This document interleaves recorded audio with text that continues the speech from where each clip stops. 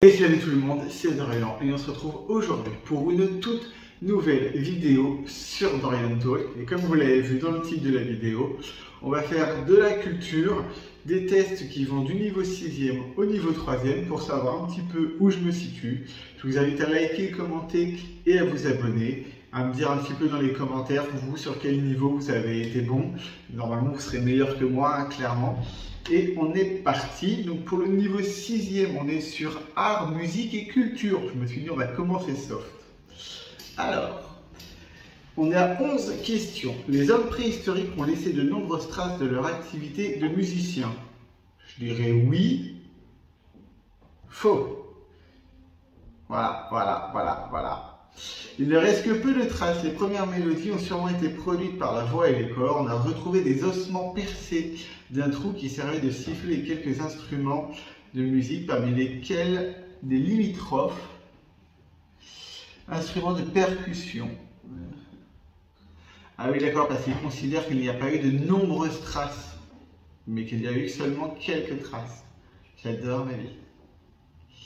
Alors, dans l'Antiquité, l'orgue existait déjà. Fonctionnait grâce à quel système? Grâce au vent, grâce à la chaleur et grâce à l'eau. Ah, grâce au vent, grâce à l'eau. Je vous ai dit que j'allais avoir l'air ridicule. Le premier orgue a été inventé au IIIe siècle avant Jésus-Christ. L'eau servait à égaliser la pression de l'air. Ces instruments accompagnaient les courses de chars dans la Grèce antique. Mais écoutez, je ne le savais pas.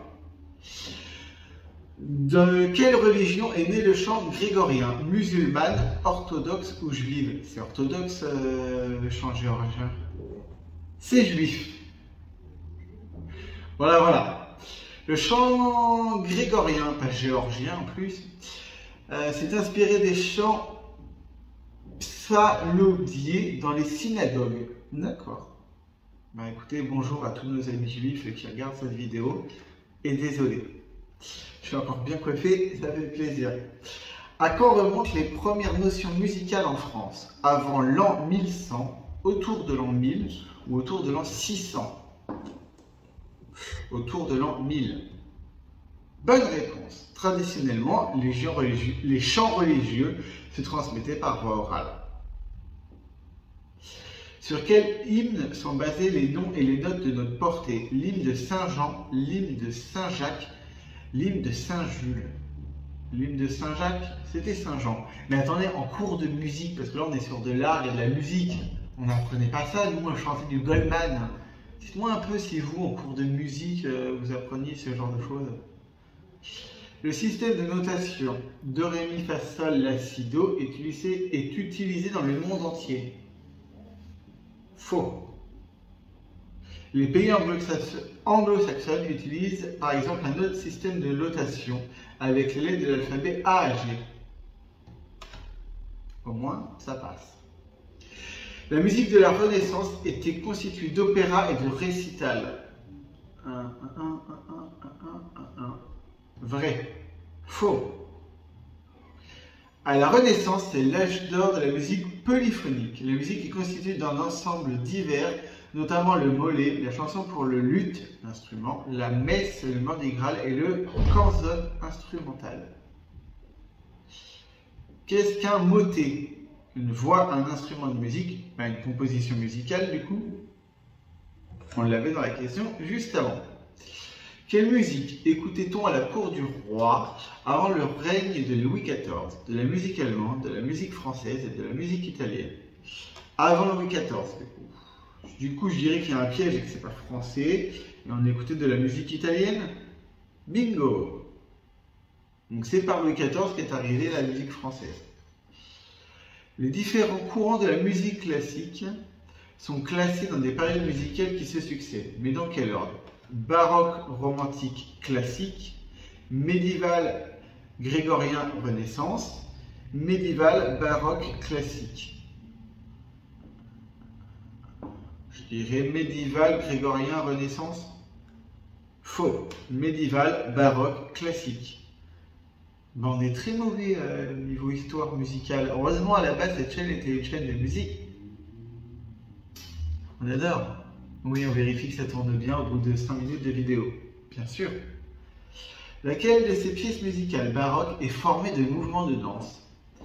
La sinfoniale, la fantaisie, la suite. La fantaisie, la suite. La suite est une composition musicale formée de différentes pièces placées dans un ordre précis.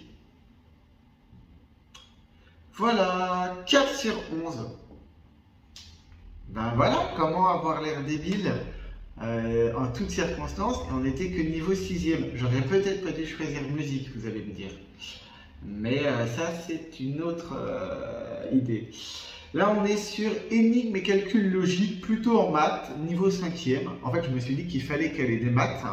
Et comme je suis très mauvais en maths, je me suis dit, il vaut mieux le mettre vers un niveau plus bas. Sachant que moi, pour histoire que vous ayez l'info, j'ai arrêté l'école système scolaire en 4e, parce qu'après j'ai fait un CAP en cuisine. Donc voilà. Oui, et puis alors là, c'est logique et mathématique. Genre 2 trucs que je ne suis pas dans la vie. Vraiment, après on repartira sur des vidéos de cul. N'hésitez pas, je vous le répète comme ça avant que vous partiez, likez, abonnez et commentez. Et ouah, ça pique déjà. Le boulanger a 7 filles. Chacune de ces filles a un frère. Combien le boulanger a-t-il d'enfants? Ben 8. Tu peux avoir 7 filles, s'il y a un seul garçon, elles ont tout un frère. 8. Jusque-là, logique. Ah oui, d'accord, donc c'est vraiment logique et mathématique. Stéphane a 10 ans. Son petit frère, Thierry, a la moitié de son âge. Quand Stéphane sera 10 fois plus âgé, quel âge aura Thierry? Donc Stéphane a 10 ans. Quand il sera 10 fois plus âgé, il aura 100 ans. Et donc comme Stéphane aura la moitié de son âge, il aura 50 ans. 95. Ben oui, il aura toujours 50 de moins. Je suis bête, moi. Stéphane a 10 ans, son frère Thierry a la moitié de son âge, donc 5 ans. Donc quand l'autre en aura 100, ben il en aura 95. Oh, je fais un boulet! Un bateau est dans le port à marée basse. On voit que son échelle a 10 cm dans l'eau. Combien de centimètres l'échelle aura-t-elle dans l'eau à marée haute? Bah toujours 10 cm par contre. Ça ne bouge pas. Ouais, voilà, l'échelle elle flotte. Une brique Une brique pèse 1 kg plus une demi-brique. Combien de kilos pèse une brique? Une brique pèse 1 kg plus une demi-brique. Donc, combien pèse une brique? Une brique, si vous comprenez la question, dites-moi. Une brique pèse 1 kg plus une demi-brique. Ça, c'est l'information. Une brique pèse 1 kg plus une demi-brique. Combien pèse une brique? Ah oui, d'accord. Sauf que les réponses, c'est 2 kg, 1 kg et demi, 3 kg. On va mettre 1 kg et demi, mais en vrai, j'en sais rien du tout. J'ai rien compris. Une brique pèse 2 kg. Car demi-brique pèse 1 kg. Donc une brique 1 kg plus une demi-brique égale 1 kg plus 1 kg. J'ai rien compris. Vraiment, j'ai rien compris. Combien de gouttes d'eau peut-on mettre dans un verre vide? Sauf qu'on ne sait pas quelle taille fait le vide. Fait le verre. 1, 500, 1 million. Il y a un piège. Combien de gouttes d'eau peut-on mettre dans un verre vide? 1 million?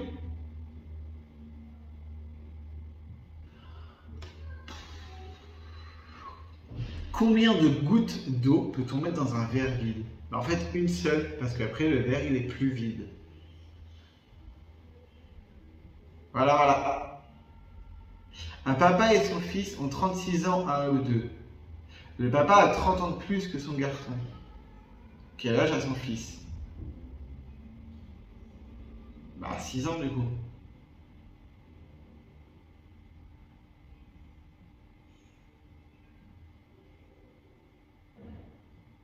Le papa a 33 ans et le fils 3 ans car ils ont 36 ans à eux deux.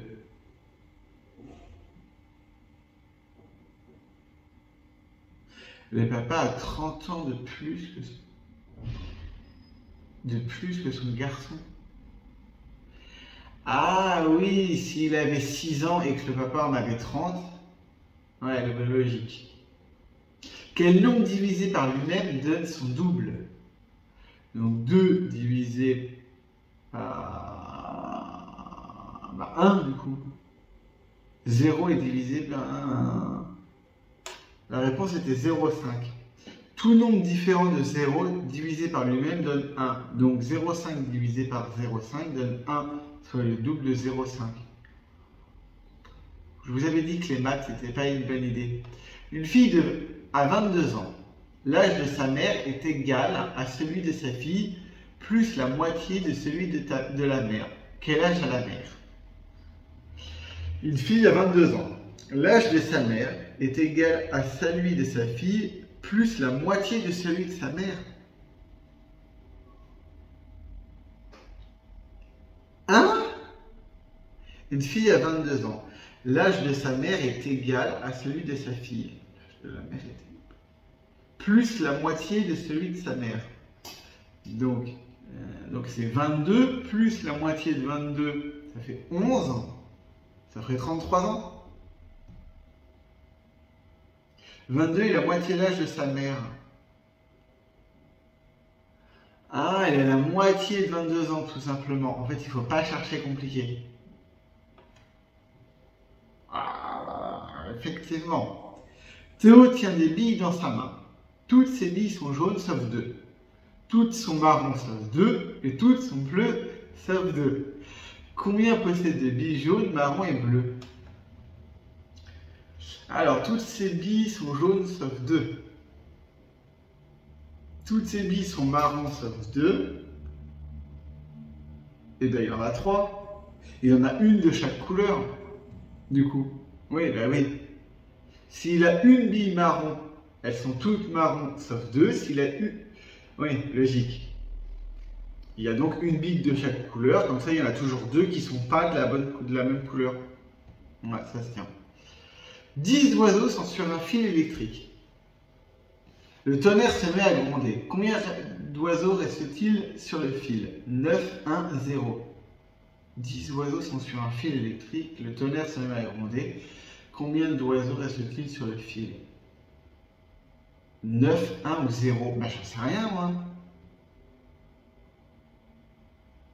0, parce que ils se sont tous envolés quand ils ont entendu le tonnerre. Voilà. 3 sur 10. Non, mais la logique et mathématique, moi, qu'est-ce que vous voulez que je fasse avec ça? On part en sciences, niveau 4e. Pourquoi, en fait, je m'inflige des vidéos de culture G? Alors, voyons voir. Louis Pasteur était médecin de formation. Vrai ou faux? Faux. Très bon élève. Louis Pasteur a fait des études scientifiques. Il est chimiste de formation.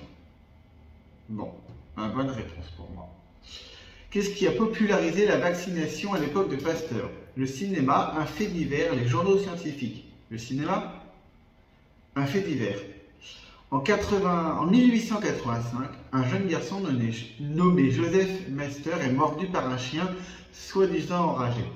Pasteur lui injecte pendant 10 jours un vaccin contre la rage. Le garçon ne développe pas la maladie. Cela développe la popularité de Pasteur et son vaccin.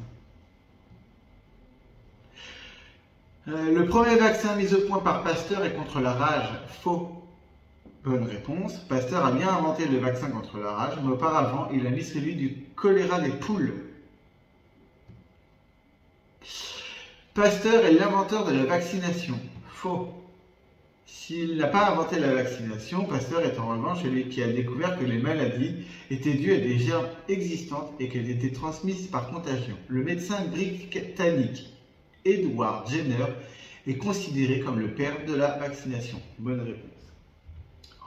Quel médecin suit les travaux de Pasteur avec intérêt? Bon, au bout de la 5e question, vous aurez compris que le quiz scientifique, c'est sur Pasteur. Béchamp, Laveran ou Koch? Je vais mettre Koch. Bonne réponse. C'est un médecin allemand, mais c'est du pif. Quel principe Pasteur met-il en avant concernant les germes, le principe de contagion, de coagulation ou de dispersion. De contagion, du coup, parce qu'en fait le vaccin il est fait pour qu'il n'y ait pas de contagion derrière. Quelles conséquences vont avoir les découvertes de Pasteur pour les hôpitaux? Des médicaments plus efficaces, la mise en quarantaine de certains malades, l'instauration des protocoles médicaux. L'instauration des protocoles médicaux? Bonne réponse. Je suis plutôt doué en Pasteur. Qu'appelle-t-on la pasteurisation? Un processus de conservation, de désinfection ou de vaccination. C'est de la conservation, la pasteurisation. La pasteurisation est un processus de conservation des aliments qui consiste à les chauffer pendant un temps donné à une certaine température avant de les refroidir brutalement. Ce protocole permet d'éviter un nombre important de bactéries. Ah bah oui, la pasteurification comme dans les yaourts, c'est de là que je m'en souviens. D'où les études de cuisine. Je ne sais pas faire cuire une omelette, but je me souviens de ça. Je suis pas bon à marier, hein. Si vraiment un jour je suis en couple, la cuisine c'est pas mon fort. Quelle vision de la recherche scientifique Pasteur a-t-il? Elle doit se développer, elle doit avoir des applications immédiates, elle doit se tenir éloignée des demandes sociétales. Elle doit se développer, même si ça serait beau que ça soit la dernière. Non. Elle doit avoir des applications immédiates. Pasteur disait: les relations entre recherche fondamentale et les recherches appliquées doivent être les mêmes qu'entre l'arbre et le fruit. Il faut donc que les recherches profitent à la société et que les découvertes soient utiles à la vie quotidienne. C'est beau. Que reste-t-il de l'héritage Pasteur aujourd'hui? Un hôpital, un institut, un laboratoire pharmaceutique. Un institut. Oui! Grâce à son vaccin contre la rage et ses autres recherches, Louis Pasteur ouvre une souscription qui lui permet de fonder en 1888 son institut. Ben là, on était pas mal. 6, 7, 8 sur 10 en Pasteur. Dites-moi si vous auriez fait mieux. Et on termine par le tout dernier niveau, 3e. Et on va se marrer parce qu'on est en vocabulaire et orthographe. Dites-moi si vous auriez fait mieux sur les tests et si ce genre de vidéo, ça vous plaît et est-ce que vous avez envie que je recommence? Dites-moi en commentaire. Hémisphère, hémicycle, hémiplégie. Déjà, je ne connais pas le dernier mot. Que signifie le préfixe d'origine grecque hémi? Moitié, plusieurs, contre. Un hémicycle, c'est... On voit ce que c'est un hémicycle, quoi. Là, je vous fais un mime, mais je ne sais pas expliquer. Je dirais plusieurs. Hémicycle, hémiplégie, hémisphère. Un hémisphère, il n'y en a que deux. Moitié, du coup, moitié. Le préfixe hémis signifie moitié. Fixé avant le radical, il forme des dérivés. Hémisphère qui signifie demi-sphère. Bon, ça va, du coup. Lorsqu'un artiste se représente lui-même sur un tableau, une photo ou un support, on appelle cela des autoportraits. Ça, c'était facile, il n'y avait pas vraiment besoin des 3 réponses. Le féminin du mot bénin, B-E-N-I-N, et bénigne, bénigneux, bénigne, 2-N-E. Je dirais bénigne, 2-N-E. Faux, bénigne. Bénigne signifie que l'objet quantifié n'impose aucune souffrance. Ah, une blessure bénigne. Bénigne. Ah. Ça je le sais, mais je m'en souviens plus. Qu'est-ce qu'une didascalie? Une indication formulée par l'auteur d'une pièce de théâtre, c'est ça. Un mouvement latéral de la mâchoire inférieure, une maladie. Une indication formulée par l'auteur d'une pièce de théâtre. Et j'ai fait du théâtre pendant 3-4 ans, je dirais, quand j'étais assez jeune, parce que c'était fin de primaire, début collège. Et j'avais joué notamment Paul dans Les Valeurs de Sophie. Vous faites ce que vous voulez de cette information. Une nuit sombre et d'un bleu, complète la phrase avec l'adjectif qui convient. Pâle, profond, pastel, une nuit sombre et d'un bleu profond. Ça, c'est logique. Bicyclette, bimensuelle, bilingue, bicolore. Bicyclette, bimensuelle, bilingue, bicolore. Quel est le sens du préfixe bi? Il indique le redoublement, l'insuffisance et signifie avec. Bimensuel, c'est 2 fois par mois. Il indique donc un redoublement. Oui, puisque une bicyclette, c'est 2 roues. Bilingue, c'est 2 langues. Bicolore, c'est 2 couleurs. Ouais, c'est ça. C'était assez simple au final. Cette rencontre fut inoubliable. Trouve le synonyme du mot souligné précédé d'un astérix. Le mot souligné est inoubliable. Cette rencontre fut futile, précise, marquante. Inoubliable, marquante. Voilà. Il t'explique ce que c'est qu'un synonyme, ça va. Que constater en lisant cette suite de mots? Tempête, roulis, engloutir, déchaîner, rafale, ouragan. Tempête, roulis, englouti, déchaîné, rafale, ouragan. Ils font partie du même champ lexical et sont synonymes. Ce sont des mots génériques et ils font partie du même champ lexical. Et ça remonte à loin, les histoires de champ lexical dans les cours de français au collège, quoi. Ce qui est logique avec le thème de la vidéo, vous allez me dire, mais voilà. Indiquez le mot correctement orthographié. Tautologie. Alors comment, en gros, c'est comment vous écrivez tautologie. Je ne sais même pas ce que c'est que ce mot. Donc on va l'écrire T-A-U-L-O-L-O-G-I-E. Bonne réponse. J'ai escaladé ces murs sur les ailes légères. Oh, je recommence. J'ai escaladé ces murs sur les ailes légères de l'amour. C'est beau. Car les limites de pierre ne sauraient arrêter l'amour. William Shakespeare, Roméo et Juliette. Dans ce vers, le poète anglais utilise une métaphore, un oxymore ou une exagération. Bah, on va mettre un oxymore parce que j'ai aucune idée de ce que c'est et c'était juste une métaphore.